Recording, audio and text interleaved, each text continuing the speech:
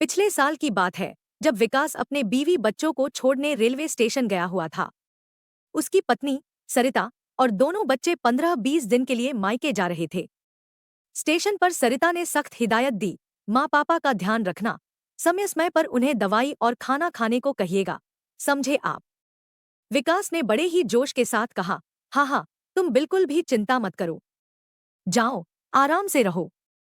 20 दिन क्या, 1-2 महीने भी लगाओ, माँ पापा और मैं मजे से रहेंगे। आखिर मैं भी उनका बेटा हूँ।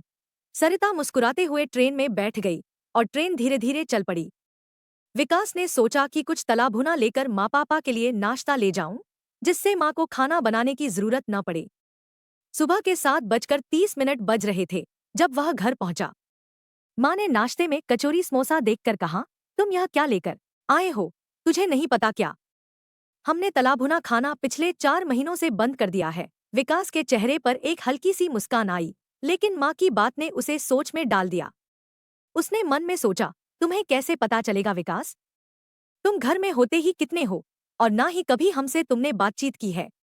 आखिरकार दोनों ने दूध ब्रेड का नाश्ता किया। नाश्ते के बाद विकास ने दवाइयों का डिब्बा माँ के सामने रखा और दवाई लेने को कहा। माँ ने जवाब दिया, हमें क्या पता कौन सी दवा लेनी है, रोज तो सरिता ही निकाल कर देती है हमें। विकास ने सरिता को फोन लगाया और दवाइयों के बारे में पूछा। उसने दवाइयां निकालकर माँ पापा को दी, लेकिन यह सिलसिला यहीं खत्म नहीं हुआ। सरिता के जाने के बाद विकास को अनगिनत बार फोन लगाना पड़ा। कौन सी चीज कहाँ रखी है, माँ पापा को क्या पसंद है और क्या नहीं, और कौन सी दवा कब देनी है। माँ पापा का बिल्कुल चेहरा मुरझाया हुआ लग रहा था, जैसे उनके बुढ़ापे की लाठी कहीं खो गई हो। उनका झुंझलाना और चिढ़ना बढ़ता जा रहा था। विकास को उनके अकेलेपन का एहसास होने लगा और उसने खुद को बेबस महसूस किया। विकास ने आखिरकार अपनी सारी अकड़ और मैं भी उनका बेटा हूँ वाली सोच को छोड़कर केवल 5 दिन के अंदर ही सरिता को फोन करके वापस बुला लिया। जब सरिता और बच्चे घर लौटे तो माँ पापा के चेहरे पर जो मुस्कान और खुशी आई, वह देखने लायक थी। जैसे पतझड़ के बाद सूख चुके पेड़ की शाखाओं पर हरी पत्तियां खिल आई हों। और क्यों न हो, उनके परिवार की देखभाल करने वाली सरिता बहू जो वापस आ गई थी।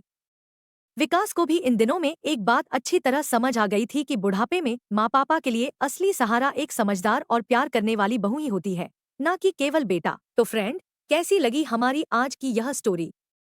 वीडियो अगर अच्छा लगा हो तो लाइक एंड सब्सक्राइब जरूर करें। आपका दिन शुभ हो। धन्यवाद।